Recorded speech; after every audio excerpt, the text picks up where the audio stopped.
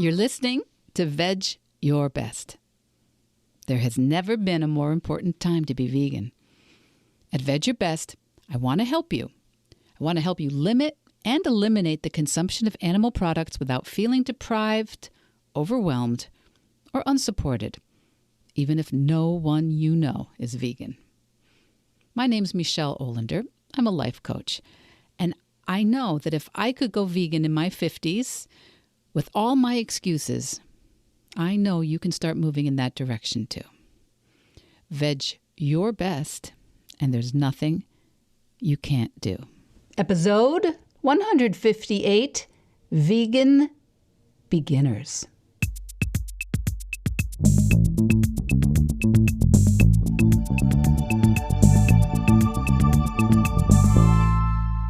Welcome back.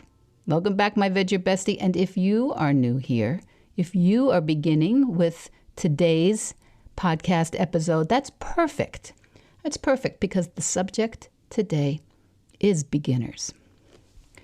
Now, we haven't talked about the Stoics that much lately, and I am always reading the Stoics, more or less daily, but I also don't want your collective eyes to be glazing over out there in listener land. So when I say Epictetus or Marcus, I still want this to be a safe space for those of you who are not massive nerds. But September is the academic new year. It's the other New Year's, and it's a time of beginnings for kids, for parents, for all of us who remember being kids or parents. And I wanted to talk a little today about being a beginner, an absolute beginner. In both the Stoic practice as well as the Zen practice, the way to real change is through accepting where we are. Accepting where we are right now and accepting the world for what it is. And that's sometimes called beginner's mind. Maybe you've heard that term, beginner's mind. And that's accepting that we just don't know yet what we don't know. We can't do yet what we can't do. We don't have the skills yet. And that is not a reason. It's not a reason to judge ourselves harshly or to make it mean that we are somehow wrong or incapable or that it's too late. So I am, of course, always, that's what I do here. I'm always thinking about those of you who want to start moving towards a plant-based or a vegan practice. But some of you are overthinking it. Some of you are going back and forth, and some of you are feeling anxious, and some of you are worried it's going to be too hard. And some of you are self-conscious about publicly saying that that's what you're doing or that it's what you want to do. And maybe you're like, yeah, Michelle, I just don't have any time right now to add something else to my life. But I do like listening to you on this show. So in the meantime, that's what I'm going to do. Listen until I'm ready to start. And whatever that is, you're of course welcome. And that honestly is how I started too. I listened to people before I was ready to change. And whatever that is that you want to start, I want to help. I want to help however I can, because I know personally I can say how much confidence, compassion, and freedom I got from moving away from animal products. So much was brought into my own life. And it all started because I was willing to be a beginner. I was willing to not know how it was going to look. I was willing to not know how I would manage it, or who would like it, or who would have a problem with it. I was willing to not know what I was going to say or do or need to find out or know to make it work. And I was willing to not only not be very good at it, I was willing to be very, very bad at it. You really do not need anything to start your vegan journey but your interest, your intention, or maybe your willingness. Because in my opinion, none of this vegan practice is really possible to figure out ahead of time. You can't work it through in advance. It's a process. And that's why I always call it a vegan practice or a plant-based practice. So many of my clients are really engaged, brilliant, productive people, and they want to do it the right way, scare quotes, the right way, the best way, the correct way, the most efficient way. And my advice is always, please, try to drop some of these expectations. Don't try to figure this out in advance. Don't think about whether it's going to be easy or hard. Don't expect it to be one way or the other, or whether you can do it, whether you're not going to be, how long it's going to take. Spoiler, it's going to be hard sometimes, right? It's going to be hard sometimes. And if you can make peace with the idea that when it's difficult, it's not a big deal. And it's not really an indication that you've done anything wrong or that you can't do it or that you aren't suited to it. Sometimes it'll just be hard. And other times it will actually be so much easier than you even expected. Sometimes you're going to try something, ask for something, and you'll think, oh, wow, why didn't I do this about 7 million years ago? You just don't know. And even when it is hard, actually, you might still enjoy it. You might still get that kick of pride that you tackled it. Now, one of the reasons I am here and I do this work is because I was not vegan until I was in my mid-50s. My 50s. I ate everything before that. We've talked about that a million times here on the pod. I ate everything, and I had thoughts that, sure, all things being equal, in a perfect world, being vegan would be great. Sure. But in the world that we were in, I decided it was going to also be impossible, unsustainable, maybe culturally disrespectful to my family, and maybe divisive and socially isolating, and impossible while traveling. What a thought recipe for vegan success, no? And maybe you sometimes feel like that. Maybe I think most people who say now that they're happy to be vegan, that's what was holding them back in the beginning, those thoughts that they couldn't do it. So when you have expectations like, oh, this is going to be so hard, it's going to be too hard for me, then guess what? It's probably going to feel too hard for you. But if instead you focus more on, hey, I don't know, let's just see what happens. Let's just see how they react. Let's just see how this turns out.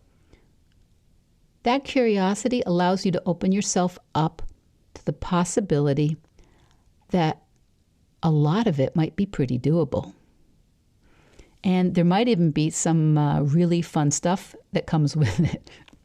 All right? You don't necessarily have to go vegan by adopting the Silicon Valley bro mantra of move fast and break things, right? You could just try letting go bit by bit of some of the beliefs that you have that your beginning vegan practice has to look a certain way for it to count, that it has to look like somebody else's process, or that your plant-based journey has to contain a certain number of macros and micronutrients for it to matter. If you want to lean into it, if you think that you want to opt out of an industrial animal agricultural system, or if your physician has been urging you to go a little more or a lot more plant-based, I want you to consider just limiting, replacing, and then eliminating animal products anywhere you can currently see it being possible. Start with the easy stuff. Please, I don't know why people don't shout this from the mountaintops. Please, start where it's easy. And I know that might feel kind of stressful if you're somebody who likes to know exactly what's going to happen and exactly how something should be to be perfect. Or if you're one of those people who likes to get the A+. If you like to have complete control or be the best in show, I get it. I do. And as I speak, I'm sensing that there are a few of you thinking, oh, dear God, Michelle, I can't just wing this. I can't just leave this all up to chance and see how it goes. We're not really leaving it up to chance, right? You make a number of choices every day. You make a number of choices of what you buy, what you use, what you eat every day. You have a rough plan of what you're going to do. And I suggest that all you need to do is start. You're going to start and say, let's just see what happens as I start making choices where I can. Because you want to show up. I mean, this is your life, right? This is your life. I'm not asking you to do something for penance. I'm asking you to consider doing something for the joy of life. Because when you want to show up with curiosity and openness, you want to show up with a sense that your choices can change your world and maybe even the world.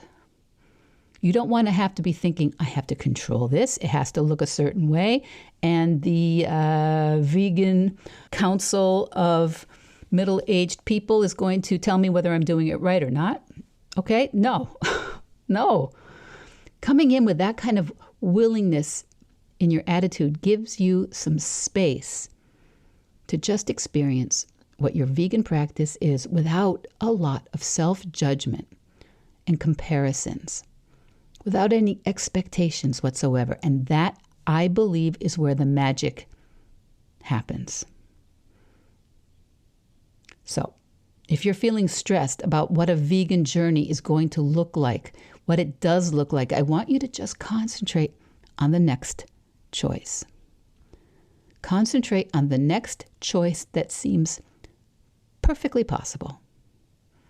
Not some impossible choice or the highly emotional choice or the one where you don't see any options or it feels super restrictive to you. Concentrate on the next easy choice.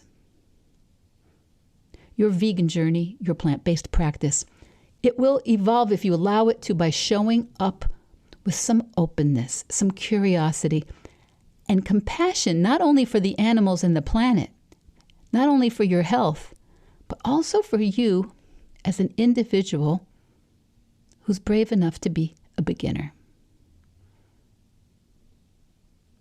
And to do that, you've got to let go of perfectionism, you know? You've got to. There's actually two pieces to this. One is the perfectionism of thinking you have to be good at something to keep doing it, right? And when you first start your vegan or your plant-based practice, you're going to be a beginner, meaning not all that great at it. Why would you expect to? That's just how it works. Same as chess or same as Wordle, you know? That's okay. You don't have to be the best at anything. You certainly don't have to be the best at everything. You can be a novice vegan. You can be a beginner. You can be an inconsistent plant-based eater and still have some animal products that are in your house and still have some mistakes and still have some areas where you're ignorant of how it works, and you can keep on doing it anyway. So just because you go out there and it doesn't feel easy and you're not the most consistent yet and your sister-in-law sniffed that you're not a real vegan, that's okay. That's okay. It's supposed to be that way. You are not supposed to be a Nobel laureate fluent expert at things when you're a beginner. But the other side of the perfectionism idea is don't expect that you're going to do every single plant-based choice just as it looks on some plan. You know, some days you're going to feel like, oh my God, is this even worth it? Is this working? Can I even do this? Because being plant-based is not about checking off boxes on a training plan. There are plans out there like that. And those plans can help keep you focused. I can help you find those plans. But this is about learning how to choose life and compassion and nourishment in a non-vegan world. And there are no gold stars. There is no finish line, no trophy, no letter from the vegan establishment that you have fulfilled all the requirements. So please don't let that get in the way of you having fun, actual fun going vegan, and learning going plant-based, and getting some meaning for yourself out of your practice. And if you completely drop it and don't make intentional choices for a meal or for a day or for a week or for 6 months, please do not make that mean that it's over. Please don't make that mean that it's not possible for you and you'll never be vegan. Next, I want you to have a sense of humor about this, okay? Please, I want you to have a sense of humor about yourself. I know there are some really not funny reasons why a lot of us want to be vegan. They're not funny reasons. But we're here in this world, and human beings are funny. And human beings, the way we go about things can be funny, all right? We all look funny. We all look awkward, and we all seem hypocritical, and we do dumb stuff sometimes when we're going vegan. Who cares? Who cares? Everyone goofs this up. Everyone goofs this up. Everyone says something dumb or ends up going to a huge effort to find a vegan option and then realizes, yikes, that actually wasn't vegan. So what? Anybody who says that you can't start being plant-based or vegan until you're already perfect, they've forgotten how they started. So just have that sense of humor. Please have a sense of humor and recognize we all look irrational. We all do dumb stuff when we're beginners. Some of us have gotten to an age where we haven't been beginners that recently. Really, it's a great thing. Nobody's really watching you. People will say things. Nobody really cares. In fact, if they make fun of you, it's probably because they've noticed and they're kind of impressed. So just get out there and have some fun learning how you can have a delicious, marvelous, connected, compassionate life, one choice at a time. And finally, please ask for help. Ask for support. Ask at home, ask friends, ask at a restaurant or at the coffee shop or at the office. Ask me, ask one of the people on the Veg Your Best Instagram community. So many wonderful people there. Let people help you. Now, not everyone will, and even the ones who want to be helpful will mess it up sometimes. So what? It's not the only area of your life that ever gets messed up. Going vegan is not like passing your driver's test or finding an apartment or getting your hair cut. You don't just get through it and then you're done for a while. After many years of not thinking too much or maybe even at all about meat, fish, dairy, and eggs, fur, leather, feathers, after decades of thinking all those things are just normal, you've taken on this beautiful goal of limiting and avoiding those things multiple times per day. That will just not be seamless. And it's okay. It's so okay, because you will build up the skills and the things will get easier and easier and faster, and you will learn how to communicate so much more fluently, so much more effectively, but probably not on day one. And let me tell you, other people watching you make that kind of consistent effort and having the bravery to be a beginner. This is one of the most powerful things you can do. I'm going to say that again. Other people seeing you make that consistent effort is one of the most powerful things you can do. When people see their mom, their grandma, their neighbor, their tennis partner, their colleague at work navigating new choices in real time as a new vegan, it quietly illustrates to the rest of the world that there are choices we are making. Choices some of us never even think about. They may never make the exact same choices that we want them to or that we want to in our own lives, but they will be inspired. they will start to notice the power they have to fine-tune their own choices. So please start. Even if it's slow, let yourself be a beginner. Let yourself enjoy being a beginner. You know, I sometimes get pushback from people who say that I am encouraging my Veg Your Best clients and you, my Veg Your Bestie listeners, I've been encouraging you not to fully commit to a vegan lifestyle. And there's some truth to that. But I think that if you can visualize yourself happily, healthily, functioning, limiting the animal products that you consume, I think you're so much more likely to fully commit for the long haul. That if I keep telling you, it's all or nothing, today and forever or never. So, beginners, you do not need to do reams of research to begin. I do suggest that you go get a vitamin B12 supplement. You may very likely need that even if you still eat animal products. But of course, guys, you know, right? You must talk to your healthcare provider, especially if you're on medications, especially if you have a chronic health condition, and especially if you're making a very big change in the way you're fueling yourself. Because remember, you're the grown-up. I am just a podcaster. So please, be thoughtful. If you're suddenly making very different nutritional choices, be thoughtful. Same as if you suddenly went all protein, no carbohydrate, or keto, or paleo, or if you drastically limited your calories or began fasting. All of these things, if it's a big change, please keep in touch with your healthcare provider.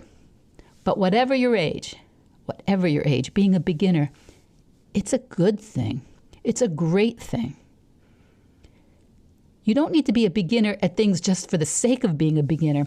You don't need to be a beginner for, at things that don't even matter to you. But if something does matter, don't let being a beginner at it, don't let that inevitable awkwardness or lack of fluency mean that you should put it off another day. September's for beginners. It's for new starts. It's the new year, right? And if you're already vegan, what are you beginning this September? Going vegan over 8 years ago set me on a trajectory of trying so many new things. And this podcast is just one of them. 158 weekly episodes as of today. Consecutive weekly episodes as of today. Who knew? Who knows what allowing yourself to be a beginner at this September is going to set you up for? If I can ever support you, if I can ever cheer you on, if I can ever help you, my Veg Your Bestie, that's what I'm here for. So get out there, please.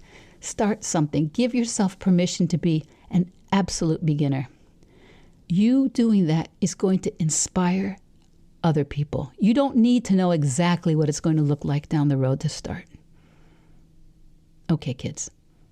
Until next week, please, Veg Your Best. Veg Your Best podcast production, music, and editing by Charlie Weinshank. Thanks, Charlie. Before you go, it would mean so much to me and the Veg Your Best team if you would hit subscribe, leave us a 5-star review, or share with someone you think might be interested.